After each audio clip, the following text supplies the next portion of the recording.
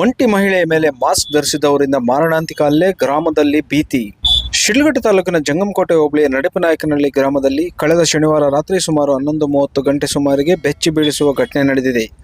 ಗ್ರಾಮ ಹೊರವಲಯದ ಮಾವಿನ ತೋಪಿನ ಜಮೀನಿನಲ್ಲಿ ಮನೆ ನಿರ್ಮಿಸಿಕೊಂಡು ಒಂಟಿಯಾಗಿ ವಾಸಿಸುತ್ತಿದ್ದ 70 ವರ್ಷದ ವೃದ್ಧೆ ಸರಸ್ವತಮ್ಮ ಎಂಬ ಮಹಿಳೆಯ ಮೇಲೆ ಮುಖಕ್ಕೆ ಮಾಸ್ಕ್ ಧರಿಸಿದ್ದ ಇಬ್ಬರು ಅಪರಿಚಿತರು ದಾಳಿ ನಡೆಸಿದ್ದಾರೆ ಎನ್ನಲಾಗಿದೆ.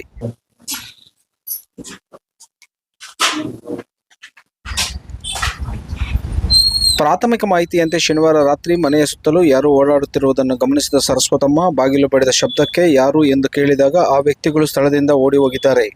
ನಂತರ ಮನೆಯ ಹೊರಗಡೆ ಇಡಲಾಗಿದ್ದ ವಸ್ತುಗಳನ್ನು ಪರಿಶೀಲಿಸಲು ಹೊರಬಂದ ವೇಳೆ ಮುಖ ಮುಚ್ಚಿಕೊಂಡಿದ್ದ ಇಬ್ಬರು ವ್ಯಕ್ತಿಗಳು ಏಕಾಏಕಿ ದಾಳಿ ಮಾಡಿ ಕೋಲಿನಿಂದ ಮನಬಂದಂತೆ ಹೊಡೆದಿದ್ದಾರೆ ಎಂದು ದೂರಿನಲ್ಲಿ ಉಲ್ಲೇಖಿಸಲಾಗಿದೆ.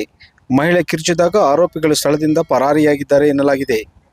ಹಲ್ಲೆಯಿಂದ ಗಂಭೀರವಾಗಿ ಗಾಯಗೊಂಡಿರುವ ಸರಸ್ವತಮ್ಮ ಅವರನ್ನು ದೇವನಹಳ್ಳಿಯ ಆಕಾಶ್ ಆಸ್ಪತ್ರೆಗೆ ದಾಖಲಿಸಿ ಚಿಕಿತ್ಸೆ ನೀಡಲಾಗುತ್ತಿದೆ.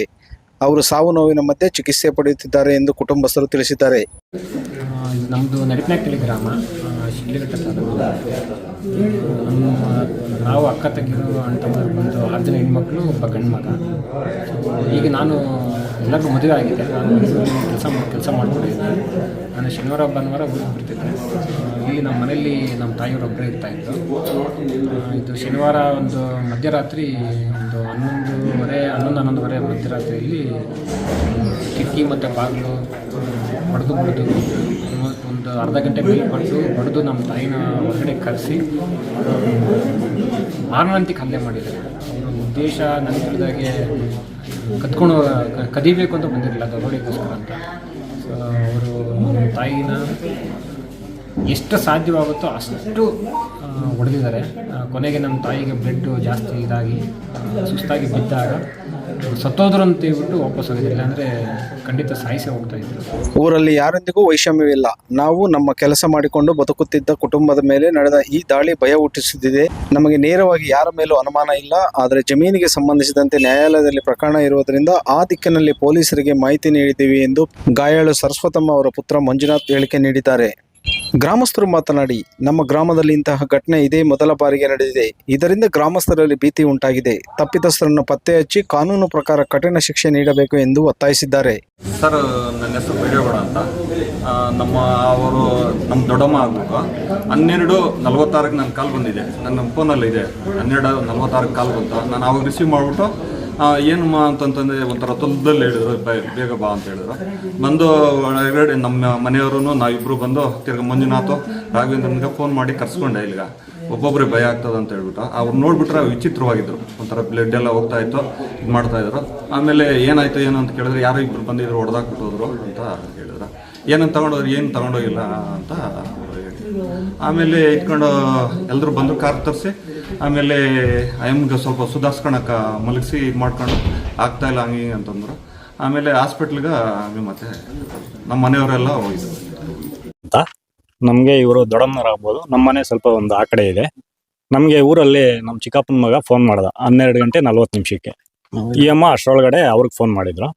ಫೋನ್ ಮಾಡಿದಾದ್ಮೇಲೆ ನಾನು ಬರ್ತಾ ಇದ್ದೀನಿ, ಏನೋ ಅರ್ಜೆಂಟಾಗಿ ಬಾ ಅಂದರು ಅಂತ ಆ ಅಜ್ಜಿನೇ ಫೋನ್ ಮಾಡಿದ್ರು ನಮ್ಮ ದೊಡ್ಡಮ್ಮ ಅವರು. ನಾವಾಗ ಇಬ್ರು ಬಂದ್ವಿ.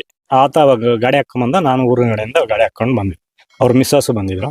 ಆಮೇಲೆ ಬಂದು ಇಲ್ಲಿ ಬಾಗ್ಲ ಹತ್ರ ನಿಂತ್ಕೊಂಡು ಎಬ್ಬರಿಸಿದ್ವಿ. ಆಯಮ್ಮ ಯಾರು ಅಂತ ಅಂದ್ಲು. ಆಮೇಲೆ ಬಾಗ್ಲು ಓಪನ್ ಮಾಡಿದ್ಲು. ಪಾಪ ಅಷ್ಟರೊಳಗಡೆ ಬಟ್ಟೆ ಎಲ್ಲ ಸುತ್ಕೊಂಡು ಇದು ಮುಖ ಎಲ್ಲ ಊತ ಬಂದ್ಬಿಟ್ಟಿತ್ತು, ರಕ್ತ ಸೋರ್ತಾ ಇತ್ತು. ಆಮೇಲೆ ಏನು ಅಂದಾಗ ಯಾರೋ ಬಂದು ಹೊಡೆದ್ಬಿಟ್ರು, ಈ ಥರ ಯಾರೋ ಇಬ್ಬರು ಬಂದಿದ್ರು ಅಂದರು. ಆಮೇಲೆ ಆಯಮ್ಮ ಅಲ್ಲಿಂದನೂ ಇಲ್ಲಿ ಹೊರಗಡೆ ಬಂದು ಕೂತ್ಕೊಂಡು, ಆಮೇಲೆ ನಾವು ಅವರು ನಮ್ಮ ದೊಡ್ಡಮ್ಮ ಅವರು ನಮ್ಮ ಅಣ್ಣವ್ರ ಹೆಂಡತಿ ಬಂದಿದ್ರು. ಅವ್ರು ಮಾತಾಡ್ಸೋಣ, ನಾವು ಹೊರಗಡೆ ಹೋಗಿ ಕಾರ್ ತಗೊಂಬಂದು ಕಾರಲ್ಲಿ ಕುತ್ತರಿಸಿ ಆಸ್ಪತ್ರೆಗೆ ಕಳಿಸಿ. ಪೊಲೀಸ್ ತನಿಖೆ ಮುಂದುವರೆದಿರುವುದರಿಂದ ಪ್ರಕರಣಕ್ಕೆ ಸಂಬಂಧಿಸಿದ ಹೆಚ್ಚಿನ ಮಾಹಿತಿ ತನಿಖೆ ನಂತರ ತಿಳಿಯಲಿದೆ. ಈ ಪ್ರಾಥಮಿಕ ಮಾಹಿತಿಯನ್ನು ಕನ್ನಡ ಮೈತ್ರಿ ನ್ಯೂಸ್ ಮೂಲಕ ಸಾರ್ವಜನಿಕರಿಗೆ ತಿಳಿಸಲಾಗುತ್ತಿದೆ. ವರದಿ ಗುರುಮಡುಗು ಮೈತ್ರಿ ಲೋಕೇಶ್, ಕನ್ನಡ ಮೈತ್ರಿ ನ್ಯೂಸ್, ಶಿಡ್ಲಘಟ್ಟ. ನಮ್ಮ ಹೆಸರು ಅಜಿತ್ ಕುಮಾರ್ ಅಂತ. ಇವತ್ತು ಈ ಘಟನೆ ನಡೆದಿರೋದು ಇದುವರೆಗೂ ನಾವು ಚಿಕ್ಕ ಹುಡುಗರಿಂದ ನೋಡ್ತಾ ಇದ್ವಿ. ಹಳ್ಳಿಯಲ್ಲಿ ಈ ಥರದ್ದು ಸನ್ನಿವೇಶಗಳು ನಾನು ಯಾವತ್ತೂ ಕಂಡಿಲ್ಲ. ಇದು ಮೊದಲನೇ ಬಾರಿ ಆಗಿರೋದು ಇದು. ನಾವು ಅವತ್ತು 1 ಗಂಟೆಯಲ್ಲಿ ಕರೆ ಮಾಡಿದ್ರು ನಮ್ಮ ಮಂಜುನಾಥ್ ಅಂತ ಪೋಸ್ಟ್ ಮಾಸ್ಟರ್. ಆ ಸಂದರ್ಭದಲ್ಲಿ ಬಂದಾಗ ನಮಗೆ ಸಿಕ್ಕಾಪಟ್ಟೆ ಭಯ ಆಯಿತು. ಯಾಕಂದರೆ ಅವರು ಹಿರಿಯರು ಒಂದು 70 ವರ್ಷದ ಮೇಲೆ ಆಗಿರಬೇಕು.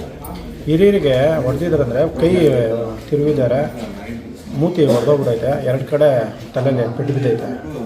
ಸಿಕ್ಕಾಪಟ್ಟೆ ಬ್ಲಡ್ ಹೋಗಿತ್ತು.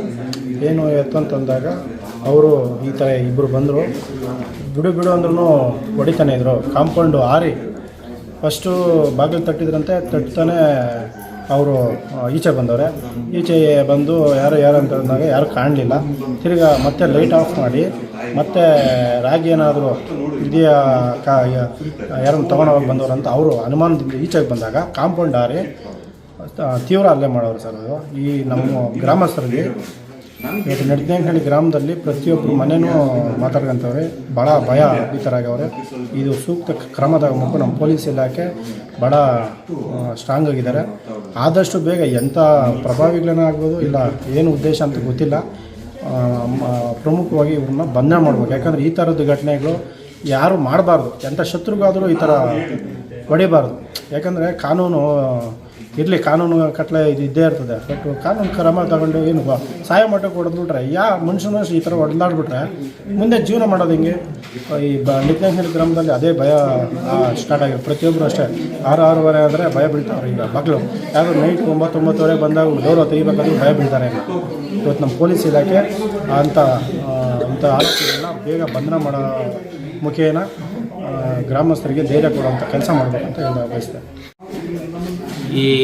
ಈ ಥರ 43 ವರ್ಷ ಈಗ ನನಗೆ ನಮ್ಮೂರಲ್ಲಿ, ನಮ್ಮ ಹೋಬಳಿದಲ್ಲಿ, ನಮ್ಮ ನಾಮಂಗ ಪಂಚಾಯತ್ ಇದ್ದರೆ ಇದೇ ಫಸ್ಟು. ಇದು ಆಚಿಂದ ತಮಿಳ್ನಾಡು ಆಂಧ್ರ ಕಣ್ಣಿಂದ ಬಂದಿರೋ ಜನನೇ ಅಲ್ಲ. ಇಲ್ಲಿ ಸುತ್ತಮುತ್ತ ನೋಡಿರೋರು ಇವನು ಸ್ವಂತ ಪ್ರಾಪರ್ಟಿ, ಇವನು ಸ್ವಂತ ಇದ್ರ ಕೊದ್ದೇ ಬಂದಿರೋ ಇದು ಹೊರತು ಇದು ಬೇರೆ ಥರವಾಗಿ ಯಾವುದು ಉದ್ದೇಶದಿಂದ ಮಾಡೋದಲ್ಲ. ಇವನು ಸ್ವಂತ ಉದ್ದೇಶದಿಂದ ಇವನ ತಾಯಿ ಮಗನ್ನ ಇಬ್ಬರನ್ನ ಹಾಕ್ಬೇಕಂತಲೇ ಇದು ಪ್ಲ್ಯಾನ್ ಮಾಡಿರೋದೇ ಹೊರತು ಇದು ಬೇರೆ ಉದ್ದೇಶನೇ ಅಲ್ಲ. ಈಗ ನಿನ್ನೆ ನೀವು ನೋಡಬೇಕಾಯ್ತು, ಮನೆ ತುಂಬ ಇದೆಲ್ಲ ರಾಗಿನೇ. ಆ ಥರ ಇದ್ಕೊಂಡು ಹೆಣ್ಣಂಗ್ಸನ್ನ ಹಾಕಿವ್ರಿತಾರೆ ಅಂತಂದರೆ ಅವರು ಮಾನವರೇ ಅಲ್ಲ. ಏನನ್ನಿದೆ ದೊಡ್ಡವ್ರನ್ನ ಯಾರೋ ಅವ್ರ ಊರನ್ನ ಅವ್ರನ್ನ ಹಾಕ್ಕೊಂಡು ಮಾತಾಡಿ ಬಗೆಹರಿಸ್ಕೊಬೇಕು. ಈ ಥರ ಸರ್ ಸಂಪೇಕ ಮಟ್ಟಕ್ಕೆ ಹೋಗಿರಂದ್ರೆ ನಾನು ಹೇಳೋದೇನು ವಿಪರೀತ ಭಯ ಬಿದ್ದುಬಿಟ್ಟಾರೆ ಊರಲ್ಲಿ. 5:30-6 ಗಂಟೆ ಆತನ ಹೆಂಗಸರು ಮಕ್ಳು ಈಚೆಗೆ ಬರ್ಬೇಕಂತಲೇ ಭಯ ಬೀಳ್ತಾವ್ರಿ. ಕೆಲವರೆಲ್ಲ ಸ್ಕೂಲ್ಗೆ ಹೋಗಿಲ್ಲ ಇವತ್ತೆಲ್ಲ ಈ ಥರ ನೋಡಿಬಿಟ್ಟು. ಏನು ಸರ್ ಈ ಥರ ಕೈ ಕಾಲೆಲ್ಲ ಮುರಿದಾಕೋದು. ಈ ನಾನು ಹೇಳೋದೇನೆಂದರೆ ಭಾರಿ ಕಟ್ಟುನಿಟ್ಟವಾಗಿ ಈ ನಮ್ಮ ಪೊಲೀಸ್ ಇಲಾಖೆ ಅಷ್ಟೇ, ಯಾವರೇ ಒಬ್ಬ ಎಷ್ಟೇ ಇನ್ಫ್ಲುಯೆನ್ಸ್ ಇದ್ರೂ ಬಿಡ್ದಿರ ಇಂಥ ನನ್ನ ಮಕ್ಕಳ ಕೈಯ ಕಾಲ ಮುರಿದಾಕಿ ತಗೊಂಡಾಗ ಆಗಬೇಕು ಅಂತ ನಾನು ಹೇಳ್ತಾ ಇದ್ದೀನಿ. ನಾನು ಈ ಗ್ರಾಮಸ್ಥನಾಗಿ ನಾನೊಬ್ಬ ಅಣ್ತಮ್ಮಂದ್ರಾಗಿ ಹೇಳ್ತಾ ಇದ್ದೀನಿ. ಈ ಥರ ಯಾರಿಗೂ ಆಗೋರ್ಗೆ ಬರ್ಕೊಡ್ದು ಈ ಥರ 11:30 12:30 ಮಧ್ಯದಲ್ಲಿ. ಸರ್ ಏನಾದರೂ ಯಾರ ಮೇಲಾದರೂ ಅನುಮಾನ ಇದೆಯಾ? ಊರಲ್ಲಿ ನನಗೆ ಶತ್ರುಗಳಂತ ಯಾರೂ ಇಲ್ಲ. ಏನಕ್ಕೆ ನಾನು ಕೆಲಸ ಮಾಡ್ಕೊಂಡು ಶನಿವಾರ ಭಾನುವಾರ ಬರೋದ್ರಿಂದ ನಮ್ಮ ಮನೆ ಇಲ್ಲ, ನಮ್ಮ ಮಕ್ಕಳು ತೋಟ ಇಷ್ಟೇ ನಾನು ಮಾಡಿದ್ದೆ. ಸೊ ನಮಗೇನಾದರೂ ಒಂದು 11-12 ವರ್ಷದಿಂದ ಒಂದು ಸ್ವಲ್ಪ ನಮ್ಮ ಅತ್ತೆಗಳದ್ದು ಒಂದು ಜಮೀನು ಕೇಸ್ ನಡೀತಾ ಇದೆ. ಅದೊಂದೇ ಇರುತ್ತೆ ನಮಗೆ ಲಿಟಿಗೇಷನ್ ಅಂತ, ಮಿಕ್ಕಿದ್ದೀನಿ ಯಾವುದೂ ಲಿಟಿಗೇಷನ್ ಅಂತ ಯಾವುದು. ಈಗ FIR ಅಲ್ಲಿ ಅವ್ರ ಹೆಸರು ಏನಾದರೂ ಉಲ್ಲೇಖ ಮಾಡಿದ್ದೀರಾ ಸರ್? ಇಲ್ಲ, ಈಗ ಸದ್ಯಕ್ಕೆ ನಾವು ಅವ್ರ ಹೆಸರಲ್ಲಿ ಏನಂತ ಏನು ಉಲ್ಲೇಖ ಮಾಡಿಲ್ಲ.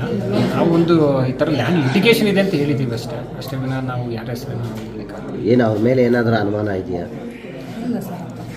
ಈಗ ಸದ್ಯಕ್ಕೆ ನಮಗೆ ಅನುಮಾನ ಬರೋದಂತ ಯಾರ ಮೇಲೆ ಇಲ್ಲ. ಯಾಕಂದ್ರೆ ನನಗೆ ಅಂತಲ್ಲ, ನಮ್ಮ ತಾಯಿ ಆಗಿರ್ಬೋದು, ನಮ್ಮ ತಂದೆಯವರು ಯಾರು ನಮ್ಮೂರಿಗೆ ಶತ್ರುಗಳಂತೂ ಇಲ್ಲ.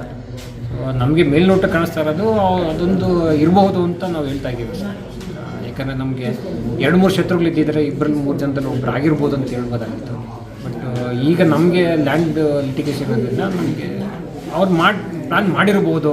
ಯಾಕಂದರೆ ನಾನು ಶನಿವಾರ ದಿನ ಸಂಜೆ ಜನರಲ್ ಊರಲ್ಲಿ ಇರ್ತಾ ಇದ್ದೆ.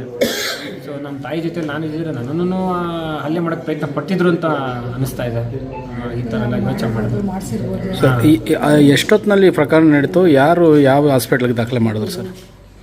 ಮಧ್ಯರಾತ್ರಿ ಒಂದು 11:30 12:30 ಮಧ್ಯದಲ್ಲಿ ಆಗಿದೆ ಅದು. ಆಗ ನಮ್ಮ ತಾಯಿಯವರು ರಕ್ತದ ಇದರಲ್ಲೇ ಒಳಗಡೆ ಹೋಗಿ ಬಾಗಿಲು ಹಾಕ್ಕೊಂಡು ನಮ್ಮ ತಾಯಿಗೆ ಮೊಬೈಲ್ ಆಪ್ರೇಟ್ ಮಾಡೋದು ಬರಲ್ಲ, ಯಾವುದಾದ್ರೂ ನಂಬರ್ಗೆ ಹೋಗಲಿ ಅಂತ ಕಂಡು ನಂಬರ್ನ ಒತ್ತಿದ್ದಾರೆ. ಆವಾಗ ಯಾರಿಗೂ ಹೋಗಿದೆ, ಇಂಗ್ಲೀಷಲ್ಲಿ ಬಂದಿದೆ. ಅದಾದಮೇಲೆ ನಮ್ಮದು ಒಳಗಡೆ ಇನ್ನೊಂದು ಬಾಗಿಲು ತೆಕ್ಕೊಂಡು ಅಲ್ಲಿ ಸ್ವಿಚ್ ಹಾಕ್ಕೊಂಡು ಆ ಕಡೆ ಇನ್ನೊಂದು ಬಾಗಿಲು ತೆಕ್ಕೊಂಡು ಆಮೇಲೆ ಪಕ್ಕದ ಮನೆಯವ್ರ ಹೆಸರನ್ನೆಲ್ಲ ಕೂಗಿ ಅವ್ರಿಗೆ ಈ ಚಳಿಗಾಲದಲ್ಲಿ ಎಲ್ಲರೂ ಕಿಟಕಿ ಬಾಗಿಲು ಹಾಕ್ಕೊಂಡಿರ್ತಾರೆ, ಹಂಗಾಗಿ ಯಾರಿಗೂ ಕೇಳಿಸಿಲ್ಲ. ಮತ್ತೆ ವಾಪಸ್ ಬಂದು ಅಲ್ಲಿ ಕೂತ್ಕೊಂಡು ಮತ್ತೆ ಆಪ್ರೇಟ್ ಮಾಡಿದ್ದಾರೆ. ಆಗ ನಮ್ಮ ಚಿಕ್ಕಪ್ಪವ್ರ ಮಗ ಬೈರೇಗೌಡ ಅಂತಿದ್ದಾರೆ, ಅವ್ರಿಗೆ ಹೋಗಿ ಅಷ್ಟೊತ್ತಲ್ಲಿ ಏನಮ್ಮ ಅಂತ ಕೇಳಿದ್ದಕ್ಕೆ ಇಲ್ಲಪ್ಪ ಮನೆ ಹತ್ರ ಬಾ ಅಂತ ಕೇಳಿದಾಗ ನಮ್ಮ ಚಿಕ್ಕಪ್ಪವ್ರ ಮಗ ಮತ್ತು ನಮ್ಮ ಅತ್ತಿಗೆ ಬಂದು ಆಮೇಲೆ ಅವರು ನಾವು ಇನ್ನೊಬ್ಬ ಚಿಕ್ಕಪ್ಪ ಮಕ್ಕಳೆಲ್ಲ ಕರ್ಕೊಂಡು ಬರೋಷ್ಟೊಳಗಡೆ ಬೀಗ ಹಾಕ್ಕೊಂಡಿದ್ರು. ಆಮೇಲೆ ಅವರೆಲ್ಲ ನಾವೇ ಅಂತ ಹೇಳಿದ್ಮೇಲೆ ಮತ್ತೆ ಬೀಗ ತೆಗೆದ್ಮೇಲೆ ಆಮೇಲೆ ಅವರು ವಾಸ್ತವವನ್ನು ನೋಡಿ ಮಧ್ಯರಾತ್ರಿಯಲ್ಲಿ ನಮ್ಮ ಎಲ್ಲ ಚಿಕ್ಕಪ್ಪನ ಮಕ್ಕಳು ಕಸಿನ್ಸೇ ಆಕಾಶ್ ಹಾಸ್ಪಿಟಲ್ ಕರ್ಕೊಂಡೋಗಿ ಅಡ್ಮಿಟ್ ಮಾಡಿದ್ರು. ಸರ್ ಈಗ ಅದು ಈಗ ಐ ಸಿ ಯುಲಿ ಅಡ್ಮಿಟ್ ಆಗಿದ್ದಾರೆ. ಈಗಿರೋ ಇನ್ಫಾರ್ಮೇಷನ್ ಪ್ರಕಾರ ಅವರು ಸ್ವಲ್ಪ ಕ್ರಿಟಿಕಲ್ ಆಗಿದ್ದಾರೆ ಅಂತ ಕೇಳಿದ್ದೀವಿ. ಇಲ್ಲೆಲ್ಲಾದರೂ CC ಕ್ಯಾಮ್ರಾ ಏನಾದರೂ ಅಳವಡಿಸಿದ್ರ ಸರ್ ಮನೆಗೆ? ಇಲ್ಲ, ಮನೆಗೆ ಇದು ಮೊದಲೇ ಇನ್ಸಿಡೆಂಟ್ ಆಗ್ತಾ ಇರೋದು. ಇದು ನಮ್ಮೂರಲ್ಲೇ ಮೊದಲನೇದಿದ್ದು. ನಾವು ಇದನ್ನ ಕಳ್ತನಗಳಾಗಿದ್ದಾವೆ. ಸೊ ಇವತ್ತು ನಮ್ಮ ಮನೇಲಿ ರಾಗಿ ಏನೋ ಕಳ್ತನ ಮಾಡ್ಕೊಂಡು ಹೋಗಿದ್ರೆ ಸಂಪಾದನೆ ಮಾಡ್ಕೊತಾ ಇದ್ದೆ. ಆದರೆ ಒಂದು ಜೀವ ಹೋಗಿದೆ ಅಂತ ಸಂಪಾದನೆ ಮಾಡೋಕ್ಕಾಗಲ್ಲ. ಅದು ಯಾವತ್ತೂ ಲೈಫಲ್ಲಿ ಸಂಪಾದನೆ ಮಾಡೋಕ್ಕಾಗಲ್ಲ. ಕಿಡಿಗೇಡಿಗಳು ಏನಾದರೂ ಬಂದು ಅಲ್ಲೇ ಮಾಡಿದ್ರು ಬಿಟ್ಟು ಏನಾದರೂ ಕಳ್ತನ ಆಗಿದೆಯಾ? ಏನು ಒಂದು ರಾಗಿ ಕಾಳುನೂ ಕಳ್ತನ ಆಗಿಲ್ಲ, ಒಂದು ಕಡ್ಡಿ ಏನೂ ಆಗಿಲ್ಲ. ಆದರೆ ಒಂದು ಮಂಗಳವಾರ ದಿನ ನನ್ನ ಬಟ್ಟೆ ನಾನು ಯೂಸ್ ಮಾಡಿ ಒಗೆಯಕ್ಕೆ ಹಾಕಿರೋ ಬಟ್ಟೆ ನಾನು ಕತ್ಕೊಂಡು ಹೋಗಿದ್ದಾರೆ. ಅದು ಯಾವ ಉದ್ದೇಶ ಅಂತ ಗೊತ್ತಿಲ್ಲ. ಸರ್ ಈಗ ತನಿಖೆ ಹಂತದಲ್ಲಿದೆ, ನೀವು FIR ಕೊಟ್ಟಿರೋದಕ್ಕೆ. ಈಗ ಸರ್ಕಲ್ ಇನ್ಸ್ಪೆಕ್ಟರ್ ಆನಂದ್ ಅವ್ರು ಬಂದಿದ್ದರು, ಏನು ಹೇಳಿದ್ರು ಸರ್ ಅದಕ್ಕೆ? ಏನಾದರೂ ಸಾಕ್ಷಿಗಳೇನಾದರೂ ಹೇಳಿದ್ರ? ಇಲ್ಲ, ಸಾಕ್ಷಿಗಳಂತ ಏನು ಹೇಳಿಲ್ಲ. ಅವರು ಏನೇನು ಆಗಿದೆ ಅದನ್ನೆಲ್ಲ ಅವರು ಇನ್ಫಾರ್ಮೇಷನ್ ಕಲೆಕ್ಟ್ ಮಾಡ್ಕೊಂಡಿದ್ದಾರೆ, ಫಸ್ಟ್ ಇನ್ಫಾರ್ಮೇಷನ್. ಸೊ ಅದ್ರ ಮೇಲೆ ನಾವು ಇನ್ವೆಸ್ಟಿಗೇಟ್ ಮಾಡಿ ಯಾವುದೇ ಕಾರಣಕ್ಕೂ ನಾವು ನ್ಯಾಯ ಒದಗಿಸ್ತೀವಿ, ಅಪರಾಧಿಗಳನ್ನ ನಾವು ಬಂಧಿಸ್ತೀವಿ ಅಂತ ಒಂದು ಆಶ್ವಾಸನೆ ಕೊಟ್ಬಿಟ್ಟು. ನಿಮ್ಮ ಹೆಸರು ಸರ್? ಮಂಜುನಾಥ್ ಅಂತ.